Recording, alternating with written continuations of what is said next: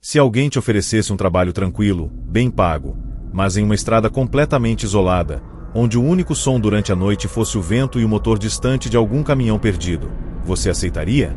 Porque foi exatamente isso que aconteceu com o Rafael. Ele precisava do dinheiro, não tinha muitas opções, e quando surgiu a vaga de vigilante noturno em um trecho recém-abandonado de rodovia, ele não pensou duas vezes. No começo, parecia perfeito. Nada de movimento, nada de pessoas, só ele, um pequeno container de apoio e quilômetros de asfalto vazio. Mas existia uma regra, uma única regra que o encarregado deixou bem clara antes de ir embora. Se você ouvir alguém chamando pelo seu nome, não saia. Rafael riu. Achou que era só uma brincadeira de mau gosto. Mas naquela primeira noite, ele perceberia que aquilo não era um aviso qualquer. A primeira madrugada foi silenciosa demais. Rafael tentou se distrair mexendo no celular, mas o sinal caía o tempo todo. Lá fora, a escuridão parecia engolir tudo. Por volta das 2 da manhã, ele ouviu um som estranho, como passos no cascalho. Lentos, arrastados. Ele congelou por alguns segundos, tentando entender. Poderia ser um animal, ou talvez algum viajante perdido. Ele levantou, foi até a porta do container e olhou pela pequena janela, mas não viu nada. Só a estrada vazia. Foi quando ele voltou a se sentar e ouviu claramente: Rafael. A voz veio de fora. Baixa. Quase um sussurro. Ele sentiu o corpo inteiro arrepiar. Aquilo não podia ser real. Ninguém sabia que ele estava ali, muito menos o nome dele. Ele ficou em silêncio, lembrando da regra, e decidiu não responder. Na noite seguinte, ele já estava diferente. Mais atento, mais tenso. E exatamente no mesmo horário, os passos voltaram. Dessa vez, mais próximos, mais pesados. Como se algo estivesse circulando o container. Ele tentou ignorar, mas então, a voz voltou. Só que dessa vez, não era só um sussurro. Rafael, abre a porta. O coração dele disparou. A voz parecia errada, como se estivesse sendo imitada, como se algo estivesse tentando parecer humano, mas não entendesse exatamente como fazer isso. Ele se afastou da porta, tentando não fazer barulho. Mas então, vieram as batidas. 3 batidas secas, lentas, precisas. Ele prendeu a respiração. E foi nesse momento que ele percebeu algo que fez o medo piorar ainda mais. A maçaneta começou a girar devagar. Rafael segurou a respiração, olhando fixamente para a porta, enquanto a maçaneta girava, mas não abria. Era como se algo do lado de fora estivesse testando, tentando entender como entrar. Então, silêncio. Completo. Nenhum som. Nenhum movimento. Ele esperou 1 minuto, 2, 5, até criar coragem de se aproximar da janela novamente. E foi aí que ele viu. Do outro lado da estrada, parado no escuro, havia algo. Alto demais para ser uma pessoa comum. Magro demais. E completamente imóvel. Mas o pior não era isso. O pior era que aquela coisa estava de cabeça levemente inclinada, como se estivesse observando ele. Mesmo na escuridão, Rafael teve certeza de uma coisa: aquilo estava sorrindo. Na terceira noite, Rafael já não queria mais estar ali. Ele tentou pedir transferência, mas ninguém respondeu. O rádio falhava. O celular não tinha sinal. Era como se ele estivesse completamente isolado. E, como um pesadelo que se repete, 2 da manhã chegou. Os passos vieram mais rápidos dessa vez. Mais agressivos. A voz não tentou mais imitar calma. Rafael, agora era alto. Distorcido. Irritado. Algo bateu com força na porta, fazendo tudo tremer. Ele recuou, desesperado, olhando ao redor sem saber o que fazer. E então, o som parou. Mas dessa vez, não ficou do lado de fora. Veio de dentro. Atrás dele. Um sussurro, perto do ouvido. Você abriu. Ele virou rápido, mas não havia ninguém. Só que a porta estava entreaberta. Rafael nunca mais foi visto depois daquela noite. Quando a equipe voltou ao local dias depois, encontrou o container vazio. A porta aberta. O rádio quebrado no chão. Mas o detalhe que fez todos ficarem em silêncio foram as marcas do lado de fora. Pegadas. Muitas pegadas. Mas não eram humanas. Eram longas, profundas, e cercavam o container por todos os lados. Como se várias coisas tivessem estado ali, esperando, observando. E no meio da estrada, a poucos metros dali, havia algo ainda mais estranho. Um rastro. Como se algo tivesse sido arrastado, lentamente, para dentro da escuridão da mata. E até hoje, quem passa por aquele trecho, evita parar. Porque dizem que, em algumas noites, ainda é possível ouvir alguém chamando pelo seu nome.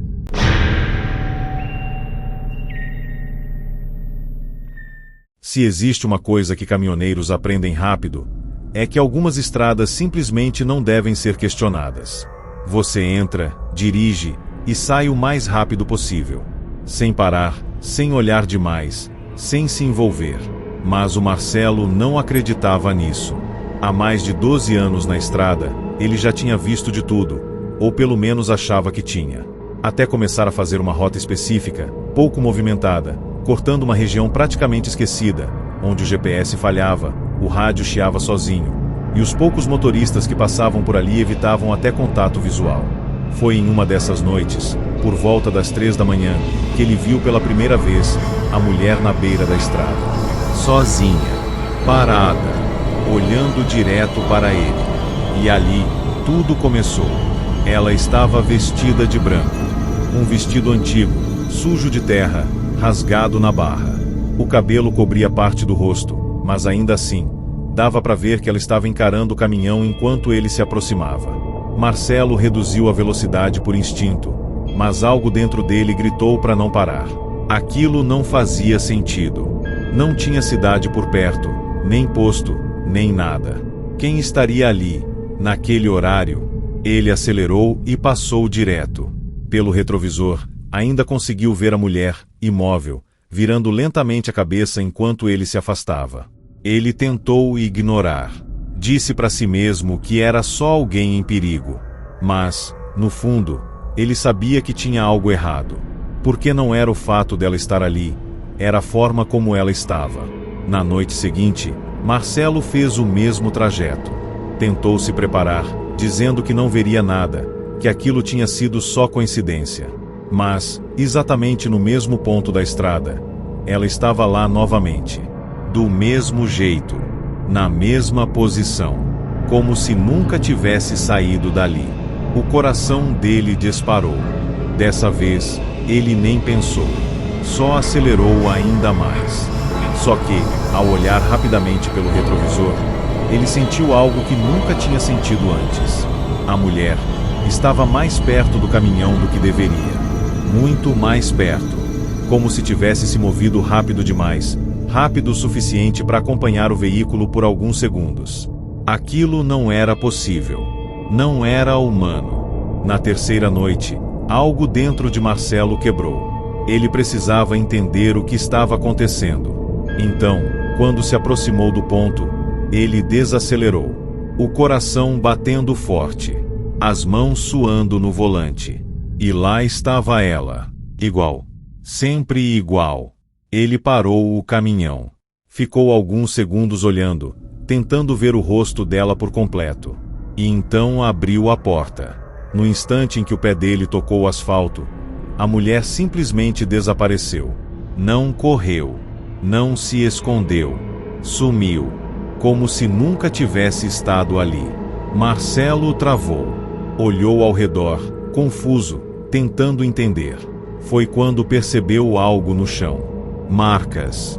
Como se algo tivesse sido arrastado, exatamente do ponto onde ela estava, até o meio da estrada. O rádio do caminhão, que estava desligado, ligou sozinho. Um chiado alto tomou conta da cabine. Marcelo congelou.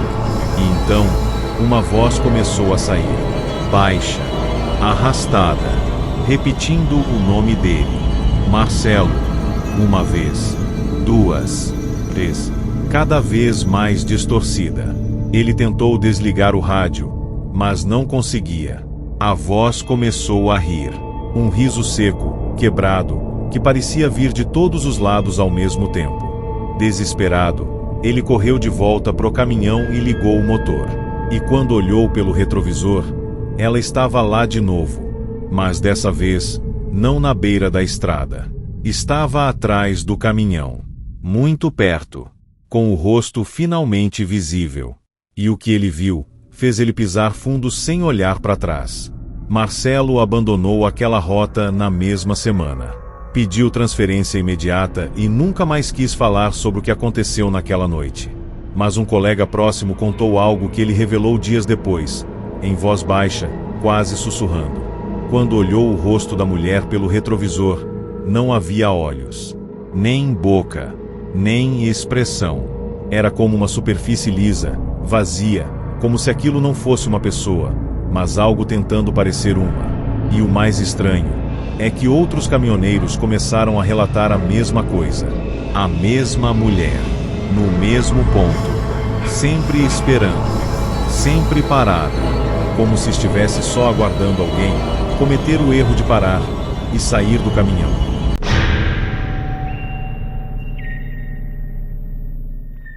Existe um tipo de trabalho que quase ninguém quer, mas que sempre tem alguém disposto a aceitar: vigiar obras abandonadas no meio do nada.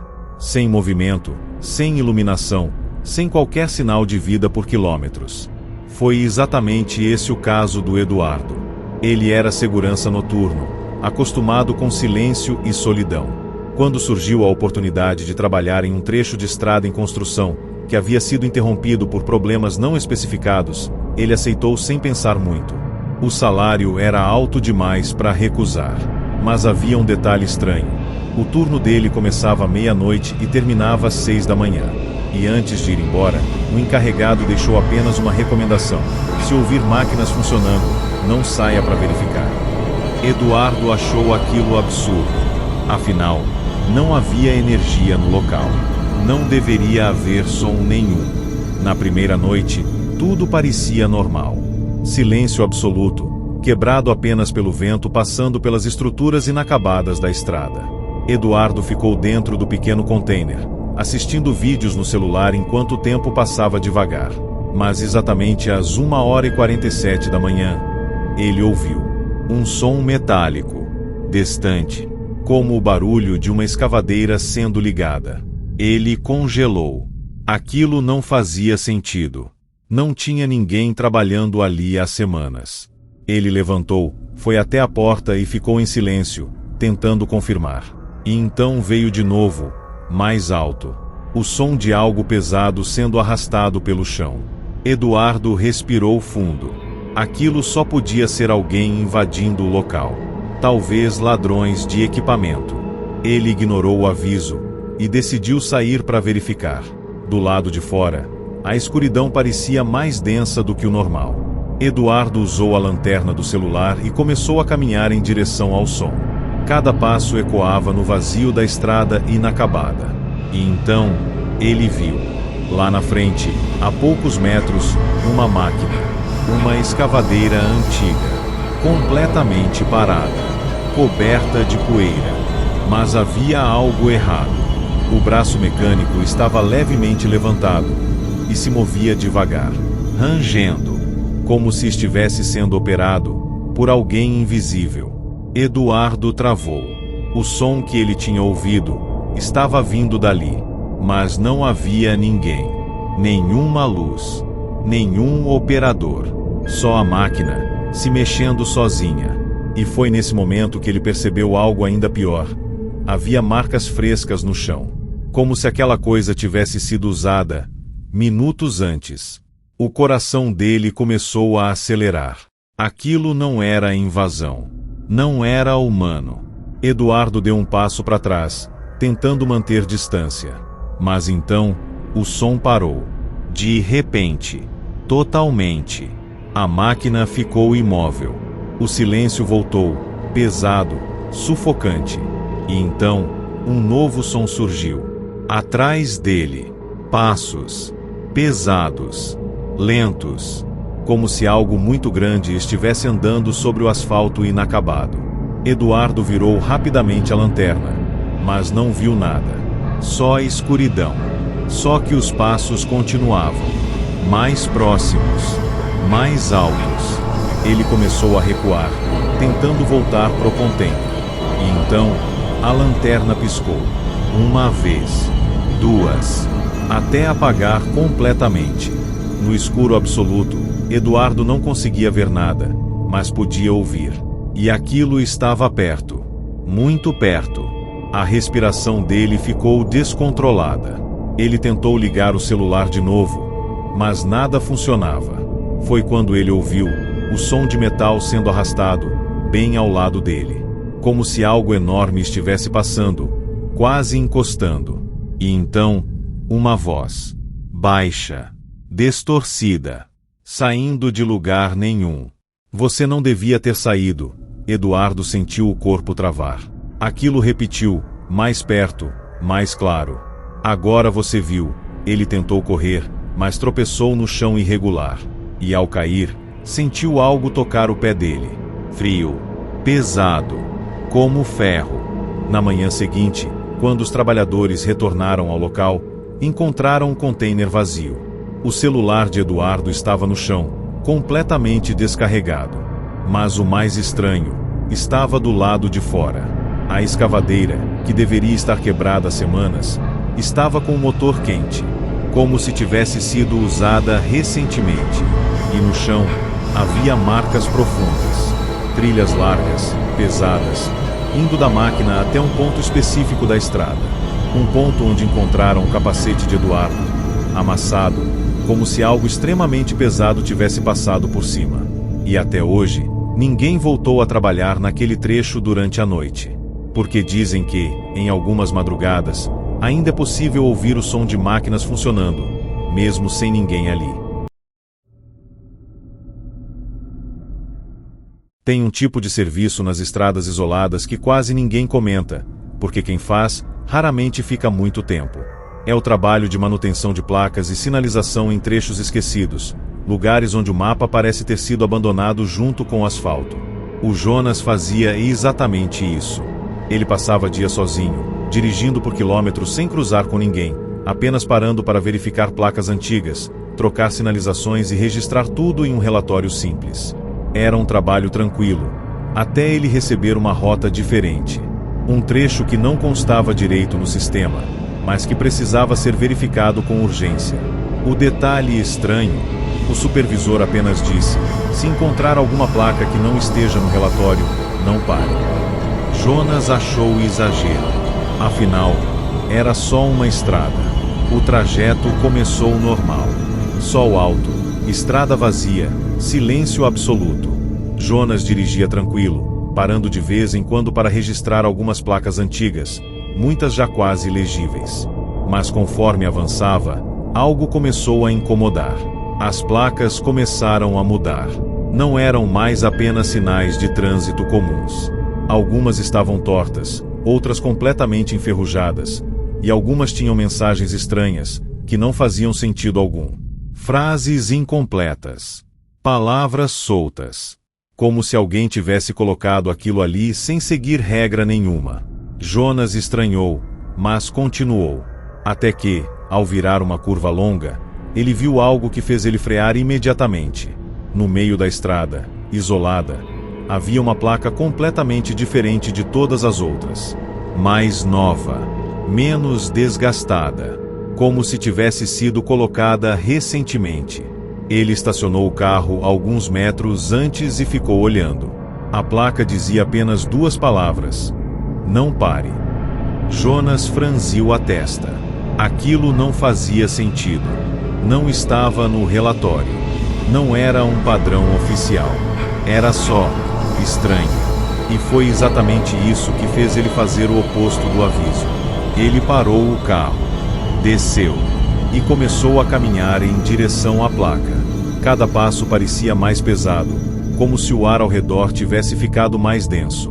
mais silencioso. Quando chegou perto o suficiente para tocar, o rádio do carro começou a chiar sozinho. Jonas virou rapidamente, olhando para o veículo. O rádio, que estava desligado, agora emitia um som alto, cheio de interferência. Ele hesitou por um segundo, mas decidiu voltar. No meio do caminho, o motor do carro morreu. Sozinho. As luzes apagaram. Tudo ficou em silêncio novamente. Um silêncio estranho, profundo demais. Foi quando ele percebeu algo no retrovisor lateral. Movimento. Lá no fundo da estrada, de onde ele tinha vindo, algo estava vindo na direção dele. Rápido. Muito rápido. Jonas tentou focar o olhar, mas não conseguia distinguir forma nenhuma. Era só uma silhueta alongada, distorcida, se movendo de um jeito impossível. O desespero bateu na hora. Jonas correu até o carro, tentou ligar o motor, nada. Girou a chave várias vezes, nada. O rádio começou a emitir um som diferente agora, uma espécie de voz, baixa, repetitiva. Você parou. Jonas sentiu o corpo gelar. Olhou de novo pelo retrovisor, e aquilo estava muito mais perto. Não corria como uma pessoa. Se movia de forma quebrada, irregular, como se estivesse pulando partes do espaço. Sem pensar, ele saiu do carro e correu para o mato ao lado da estrada. Os galhos arranhando o rosto, o chão irregular fazendo ele tropeçar, mas ele não podia parar. Atrás dele, o som cessou de repente. Horas depois, quando conseguiu sair da mata e pedir ajuda, Jonas voltou ao local com uma equipe. Mas não havia mais nada lá. Nenhuma placa, nenhum carro, nenhum sinal de que ele sequer tinha estado ali.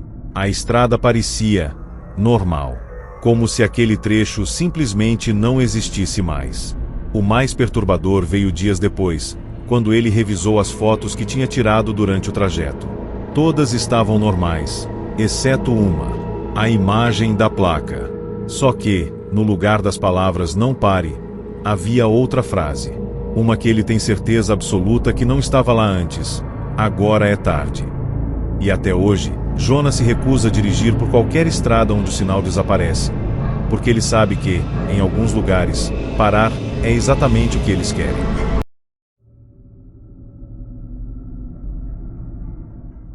Se existe um trabalho que parece completamente inofensivo, é o de operador de pedágio em uma estrada isolada. Ficar dentro de uma cabine, recebendo carros de vez em quando, registrando passagens, nada demais. Mas o que pouca gente sabe é que alguns pedágios simplesmente deixam de funcionar à noite. Não por falta de energia, mas porque ninguém quer ficar lá depois de certo horário. O Diego aceitou esse turno sem saber disso. Era novo, precisava do emprego, e o pagamento noturno era maior. O supervisor foi direto, quase frio demais. Depois da meia-noite, se um carro parar, você não abre a cancela. Diego riu, achando que era alguma regra de segurança exagerada. Afinal, se um carro para, alguém quer passar, certo? Mas naquela primeira madrugada, ele entenderia por que essa regra existia. Até meia-noite, tudo normal. Alguns carros, poucos caminhões, nada fora do comum. Mas assim que o relógio virou, o movimento morreu completamente. Nenhum farol na estrada, nenhum som. Só o vento passando pelas estruturas metálicas do pedágio. Diego tentou se distrair no celular, mas o sinal era instável. Foi por volta de 0h47 que ele viu um carro se aproximando devagar. Os faróis acesos, mas estranhamente fracos, como se estivessem falhando. Ele endireitou a postura, pronto para atender. O carro parou exatamente na linha. Motor ligado. Mas ninguém desceu o vidro. Ninguém fez sinal. Nada. Diego esperou alguns segundos, e então apertou o botão do interfone. Boa noite. Nenhuma resposta. O silêncio começou a incomodar. Diego tentou observar melhor, mas os vidros do carro estavam escuros demais. Quase impossíveis de enxergar por dentro. Ele pensou em ignorar, lembrar da regra, mas algo nele insistia.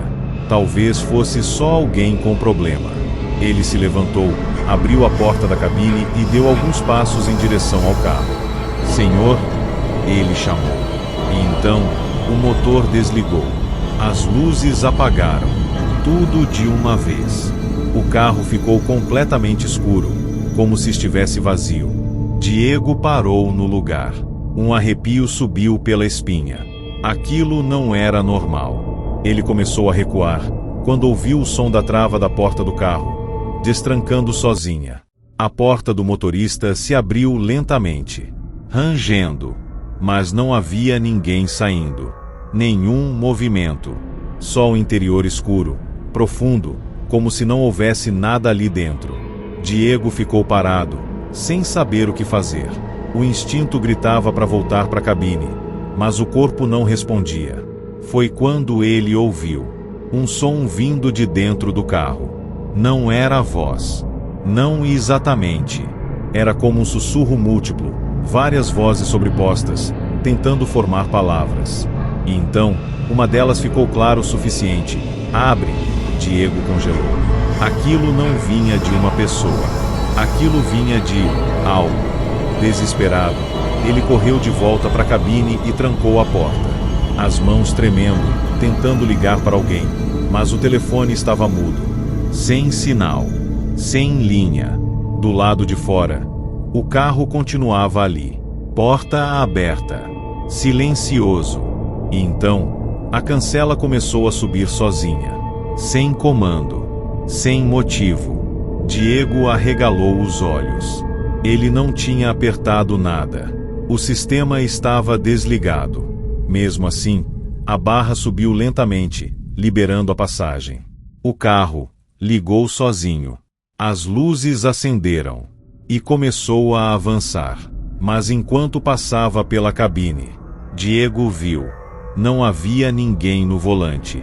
Nenhuma pessoa. Nada. Só o banco vazio, e algo escuro no banco de trás, se movendo. Na manhã seguinte, Diego pediu demissão imediatamente. Não quis explicar. Só saiu. Mas dias depois, um colega encontrou o registro da câmera daquela noite. E o que apareceu no vídeo fez todos evitarem aquele turno desde então. O carro realmente passou sozinho. Sem motorista. Sem ninguém visível. Mas no momento exato em que ele cruzava a cabine, a imagem distorceu por um segundo. E quando voltou, algo estava olhando pela janela traseira. Um rosto, ou algo tentando ser parado, observando diretamente a câmera. Como se soubesse que estava sendo visto. E até hoje, dizem que, depois da meia-noite, ainda há carros que param naquele pedágio, esperando alguém cometer o erro de abrir a cancela.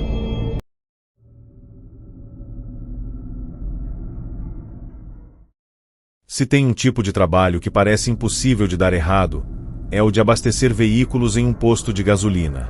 Agora imagina fazer isso, no meio de uma estrada completamente isolada, onde o posto mais próximo fica a mais de 100 quilômetros, e onde, depois de certo horário, simplesmente não passa ninguém. O Bruno aceitou esse turno achando que seria fácil. Pouco movimento, noites tranquilas, dinheiro garantido. Mas o dono do posto deixou uma única instrução antes de ir embora naquela primeira noite. Se aparecer um carro depois das 3 da manhã, você não atende. Bruno estranhou, mas não questionou. Só achou que era alguma política estranha. Até porque, quem iria aparecer ali naquele horário? A madrugada foi lenta, como esperado. Nenhum carro, nenhum cliente, só o som do vento e o zumbido constante das lâmpadas do posto. Bruno já estava quase cochilando quando olhou o relógio. 2h59. Foi exatamente nesse momento que ele viu, ao longe, 2 pontos de luz surgindo na estrada. Faróis. Lentamente se aproximando. Ele franziu a testa. Aquilo já era estranho. Não passava ninguém ali há horas. Ele observou enquanto o carro chegava mais perto, até parar em uma das bombas. O motor ficou ligado. As luzes acesas. Mas ninguém desceu. Bruno ficou parado, olhando. Lembrou da regra. Depois das 3, não atende. Ele olhou o relógio de novo. 3h02. O carro ficou ali. Imóvel. Motor ligado. Nenhum movimento dentro. Bruno tentou ignorar, voltou para dentro da lojinha, mas algo não deixava ele relaxar. A sensação de estar sendo observado começou a crescer, como se alguém dentro daquele carro estivesse olhando diretamente para ele. Mesmo sem sair, mesmo sem fazer nada, ele tentou resistir, mas a curiosidade venceu. Só vou ver se está tudo bem, ele pensou. Pegou a lanterna e saiu, caminhando devagar em direção ao carro. Cada passo parecia mais pesado. O silêncio ao redor parecia mais denso. Quando chegou perto o suficiente para olhar pela janela, ele travou. O banco do motorista estava vazio. O carro estava ligado, mas não havia ninguém. Bruno deu um passo para trás, confuso. Aquilo não fazia sentido. Foi quando a luz interna acendeu sozinha. E ele viu. No banco de trás, havia algo. Não era uma pessoa, mas também não era vazio. Era uma forma escura, distorcida, como uma sombra mais densa que o normal. E aquilo se moveu, lentamente, como se estivesse se ajeitando, percebendo que agora ele estava olhando. O coração de Bruno disparou. Ele tentou recuar, mas a porta do carro abriu de repente. Um ar frio saiu de dentro do veículo, tão forte que fez Bruno congelar no lugar. O som veio logo em seguida. Um sussurro, vindo de dentro, baixo, arrastado, impossível de entender completamente. Mas uma palavra ficou clara: abastece. Bruno sentiu o corpo inteiro travar. Aquilo não era um pedido. Era uma ordem. O instinto gritava para correr, mas ele não conseguia se mexer. A mangueira da bomba caiu sozinha no chão e começou a se arrastar, lentamente, na direção do carro, como se algo invisível o estivesse puxando. O bico encaixou sozinho no tanque, e a bomba começou a funcionar.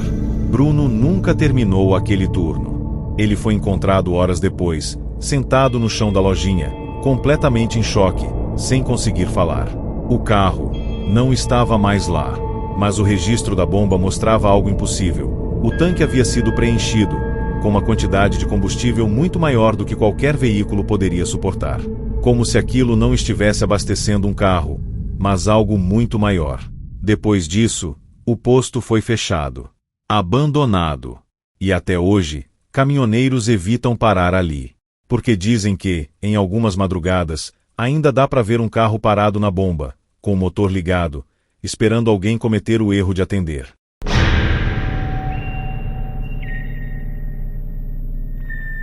Trabalhar com resgate em estradas isoladas parece simples, até você perceber que nem todo chamado vem de alguém que realmente precisa de ajuda. O Leandro era mecânico de emergência, daqueles que atendem carros quebrados no meio do nada, a qualquer hora. Ele já tinha lidado com tudo: pane seca, pneu estourado, motor fundido, nada surpreendia mais. Até aquela noite. O chamado chegou pouco depois das 2 da manhã. Localização vaga, sinal fraco, apenas uma mensagem: carro parado, preciso de ajuda. Sem nome, sem detalhes. O estranho: o sistema indicava que aquele trecho não tinha registro de tráfego há horas. Mesmo assim, Leandro pegou o equipamento e foi. Porque naquele trabalho, você não escolhe o chamado. Você só vai. A estrada era longa, escura e completamente deserta. O farol do carro de resgate cortava a escuridão como se estivesse abrindo caminho em um lugar que não queria ser iluminado.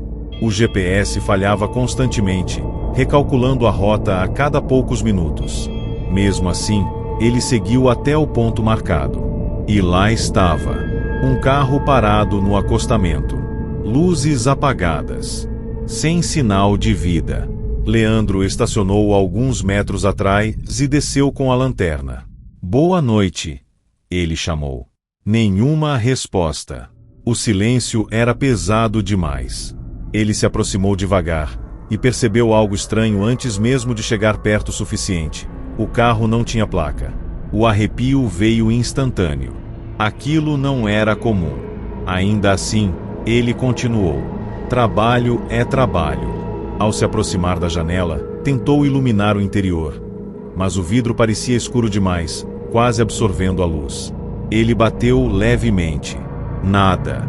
Deu a volta até a porta do motorista e tentou puxar. Estava destrancada. A porta se abriu com um rangido baixo, e o interior revelou algo que fez ele parar na hora. O banco estava vazio. Não havia chave na ignição. Não havia sinais de alguém ter estado ali recentemente. Mas havia um detalhe: no banco do passageiro, um celular ligado, com a tela acesa, mostrando uma mensagem sendo digitada. Leandro se inclinou um pouco mais, tentando entender. As letras apareciam lentamente na tela, como se alguém invisível estivesse escrevendo em tempo real. Ele ficou congelado, assistindo. A mensagem dizia: "Você demorou." O coração dele disparou. Ele recuou um passo, tentando racionalizar aquilo. Talvez fosse algum tipo de bug, algum erro. Mas o celular vibrou. Nova mensagem: "Agora não dá mais tempo." Nesse exato momento, as portas do carro se fecharam com força. Todas ao mesmo tempo. O barulho ecoou pela estrada vazia. Leandro tropeçou para trás, quase caindo. E então, o motor ligou sozinho. Os faróis acenderam de repente, cegando ele por um segundo. Quando conseguiu enxergar de novo, o carro já estava se movendo. Devagar, saindo do acostamento. Sem ninguém ao volante.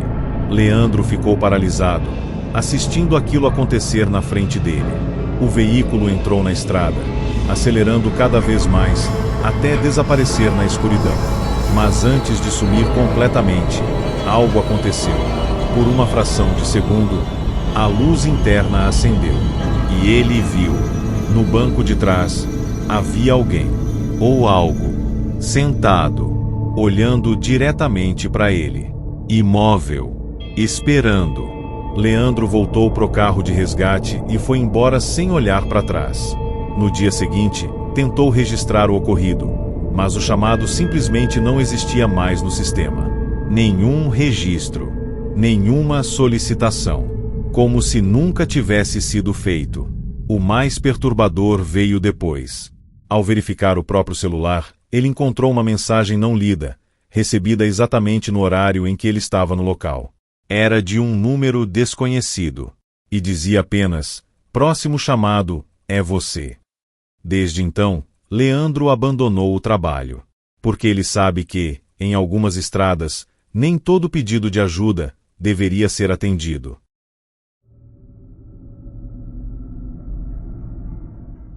Trabalhar com transporte de passageiros em estradas isoladas já é tenso por si só, mas dirigir um ônibus noturno, em um trajeto onde quase ninguém embarca ou desce, pode se tornar algo muito pior do que apenas solitário. O Cláudio fazia essa rota há anos. Sempre o mesmo percurso, os mesmos poucos pontos, os mesmos horários. Ele já sabia de cor cada curva, cada placa e, principalmente, cada parada oficial. Porque fora delas, ninguém deveria subir. Era uma regra não escrita entre os motoristas mais antigos. Mas naquela noite, algo fez um sinal fora do ponto. E o pior erro de Cláudio foi parar. Era pouco depois das 2h20 da manhã. O ônibus estava praticamente vazio, apenas 2 passageiros dormindo nos bancos do fundo.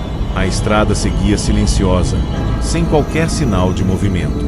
Foi então que Cláudio viu, à frente, uma figura na beira da pista, levantando o braço lentamente.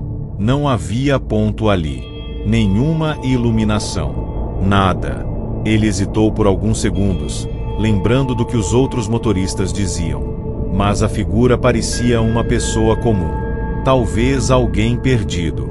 Talvez alguém precisando de ajuda. Contra o próprio instinto, ele reduziu a velocidade e parou o ônibus. A porta se abriu com o som hidráulico ecoando no vazio da madrugada. A figura subiu devagar. Era um homem alto, magro, vestindo roupas escuras, com o rosto parcialmente escondido. Ele não disse nada. Não cumprimentou. Não olhou diretamente para o motorista. Apenas passou pela catraca e seguiu pelo corredor.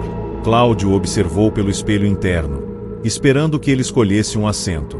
Mas o homem não sentou. Ele ficou parado no meio do ônibus, imóvel, como se estivesse esperando algo. O silêncio começou a pesar. Então Cláudio decidiu quebrar.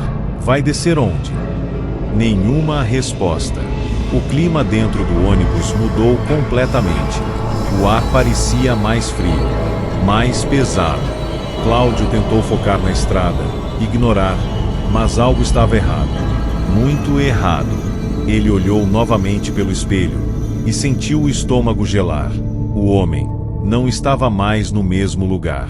Estava mais perto, muito mais perto da cabine. E Cláudio tinha certeza de que não tinha visto ele andar.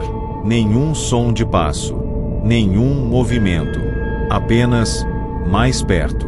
Os passageiros do fundo continuavam imóveis, mas agora estavam acordados, sentados, olhando fixamente para a frente, em silêncio absoluto.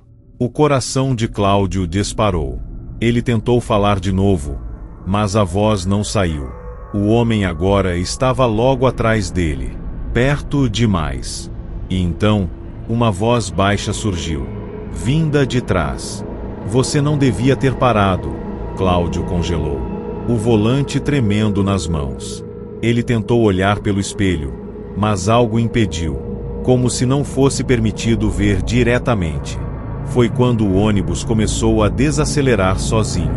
O pé dele ainda estava no acelerador, mas não respondia.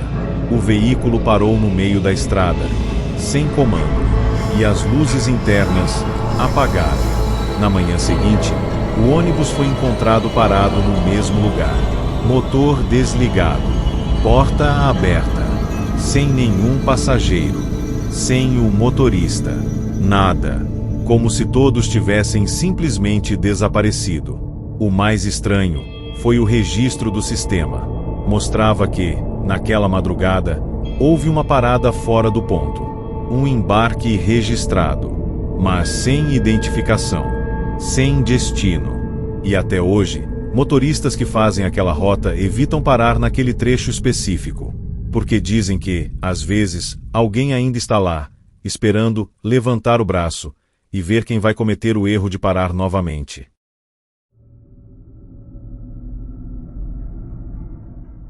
Se existe um trabalho que parece completamente tranquilo, é o de monitorar câmeras de segurança. Agora imagina fazer isso em uma estrada isolada, onde não existe movimento, onde as câmeras cobrem quilômetros de asfalto vazio, e onde, teoricamente, nada deveria acontecer. O Felipe aceitou esse emprego sem pensar duas vezes. Era um turno noturno, dentro de uma pequena central de monitoramento, responsável por observar câmeras espalhadas ao longo de um trecho esquecido de rodovia. Tudo parecia fácil demais. Mas antes de assumir o turno, o técnico que estava saindo deixou um aviso estranho. Se alguma câmera mostrar alguém parado olhando direto para a lente, não troca de ângulo. Felipe riu. Parecia piada. Mas naquela noite, ele entenderia que aquilo não era um conselho. Era uma tentativa de aviso. As primeiras horas foram entediantes. Apenas imagens estáticas da estrada, vento levantando poeira, nenhum carro passando. Felipe alternava entre as telas, quase cochilando. Até que, por volta das 3h13 da manhã, algo chamou a atenção. Em uma das câmeras mais distantes, havia uma figura, parada no acostamento, imóvel. Ele se inclinou para frente, tentando enxergar melhor. Aquilo não estava ali antes. Ele tinha certeza. A figura parecia humana, mas havia algo errado na postura. Muito reta, muito fixa, como se estivesse posando. Felipe franziu a testa e lembrou do aviso. Não troca de ângulo. Ele hesitou, mas a curiosidade falou mais alto. Ele clicou para mudar a câmera, tentando ver aquele ponto por outro ângulo. Mas quando a imagem carregou, a figura não estava mais lá. O acostamento estava vazio. Felipe piscou, confuso. Voltou para a câmera original e sentiu o corpo gelar. A figura estava de volta, no mesmo lugar, só que agora, mais perto da lente, como se tivesse se aproximado no intervalo de segundos. O coração dele acelerou. Aquilo não fazia sentido. Ele não tinha visto nenhum movimento, nenhum passo, apenas mais perto. Felipe tentou racionalizar, até perceber algo ainda pior. A figura estava olhando diretamente para a câmera. O ar na sala ficou pesado.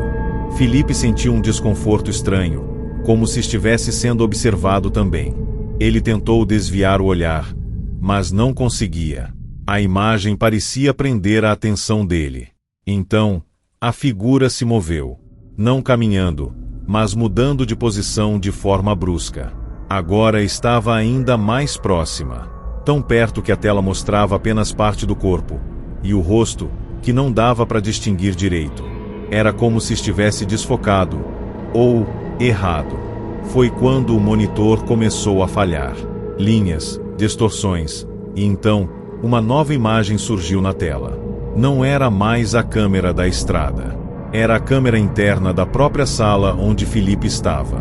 Ele congelou. Na tela, ele podia ver a si mesmo, sentado na cadeira, olhando para os monitores. A respiração ficou pesada, lenta. Ele virou a cabeça devagar, olhando ao redor. Mas não havia nenhuma câmera visível ali. Aquilo não deveria existir. E então, na imagem, algo apareceu atrás dele. Uma forma alta, escura, surgindo lentamente, se aproximando pelas costas. Felipe tentou se mexer, mas o corpo não respondia. E na tela, aquela coisa levantou a cabeça e olhou direto para a câmera.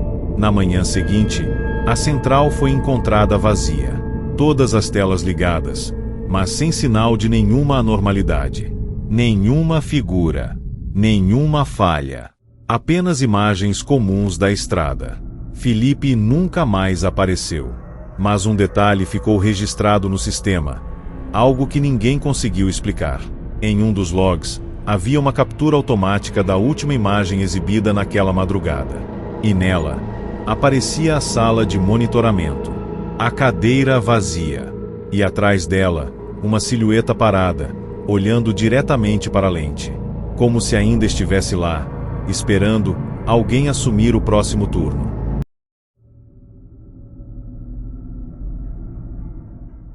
Se existe um trabalho que parece completamente automático, é o de operador de rádio em estradas isoladas.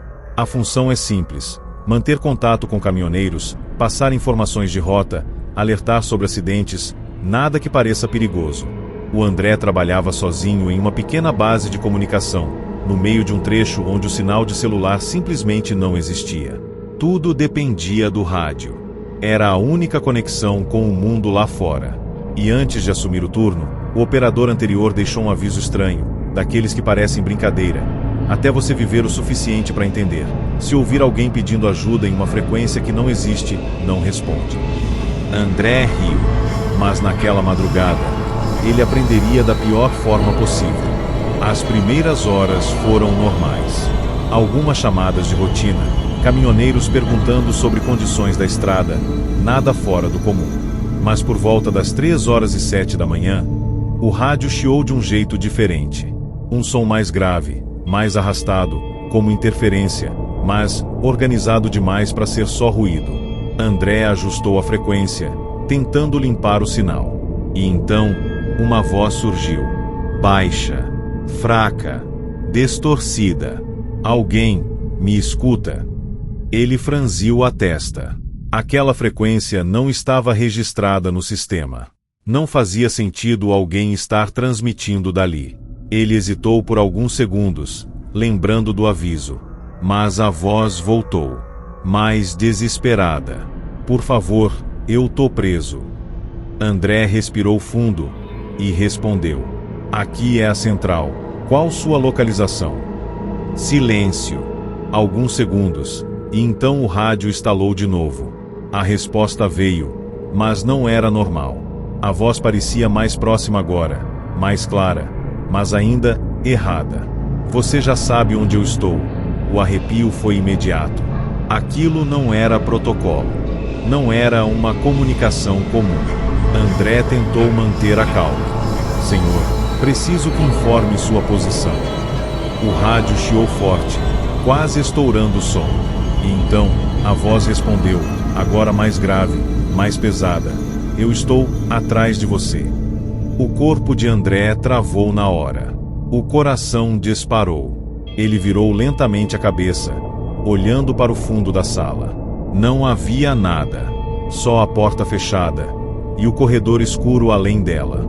Ele voltou os olhos pro rádio, tentando racionalizar, dizendo a si mesmo que era alguma interferência maluca. Mas então, o rádio desligou sozinho.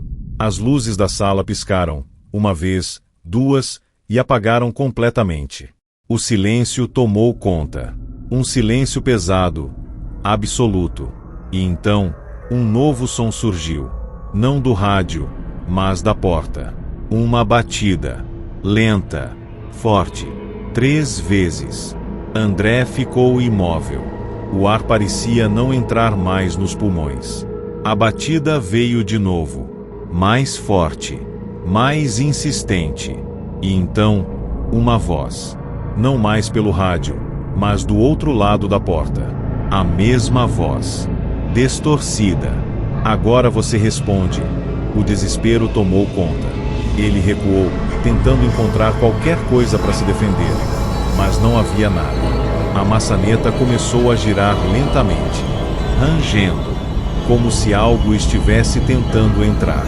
André segurou a mesa com força, sem saber o que fazer. E então, o rádio ligou sozinho novamente.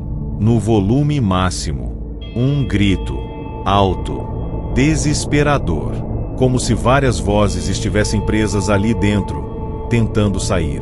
Na manhã seguinte, a base foi encontrada completamente intacta. Equipamentos funcionando normalmente. Nenhum sinal de invasão. Nenhuma porta arrombada. Mas André nunca mais foi visto. O único registro estranho ficou no sistema de comunicação.